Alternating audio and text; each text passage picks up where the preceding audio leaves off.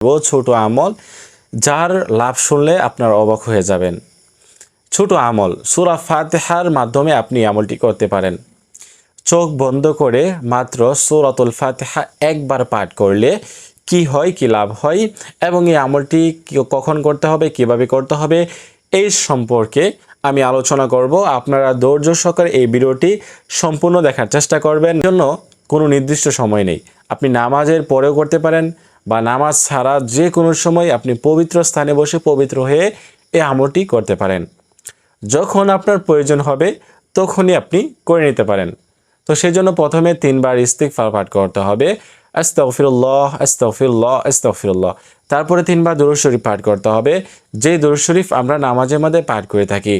আল্লাহুম্মা সাল্লি আলা মুহাম্মাদি ওয়া আলা আলি মুহাম্মাদ কামা সাল্লাইতা আলা ইব্রাহিম ওয়া আলা আলি ইব্রাহিম ইন্নাকা হামিদুম মাজিদ।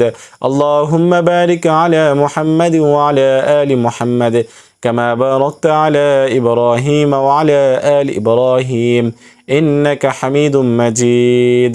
দুরূদ শরীফ পাঠ করবেন। যারা এই দুরূদ শরীফ পারেন না তারা শুধুমাত্র সাল্লাল্লাহু আলাইহি ওয়াসাল্লাম পাঠ করে নেবেন। তো অবশ্যই ইস্তিগফার এবং দুরূদ শরীফ পাঠ করবেন, না হয় আপনাদের আমল আল্লাহ তাআলার কাছে গ্রহণযোগ্য হবে না। তো তারপরে করণীয় হচ্ছে চোখ বন্ধ করবেন এবং মনোযোগ আল্লাহ তাআলার দিকে রেখে আপনি প্রথমে আউযু বিল্লাহ বিসমিল্লাহ সহিত শুরু করবেন।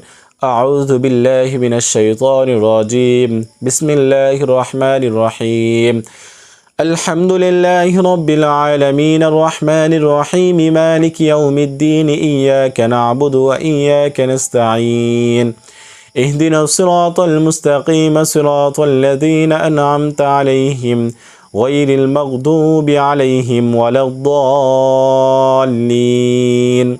হ্যাঁ, আমি কিন্তু একটু তাড়াতাড়ি পড়েছি, আপনারা কি করবেন সুন্দর করে সময় নিয়ে আস্তে ধীরে পড়বেন। তারপরে আপনারা পারলে সময় থাকলে 3 বার 4 বার 5 বার 7 বার পাঠ করবেন, বেশি বেশি পাঠ করবেন। তো তারপরে কথা হচ্ছে আপনারা কি করবেন, এই আমলটি করে শেষে 3 বার দুরূদ শরীফ পাঠ করতে হবে। এই হচ্ছে আমল।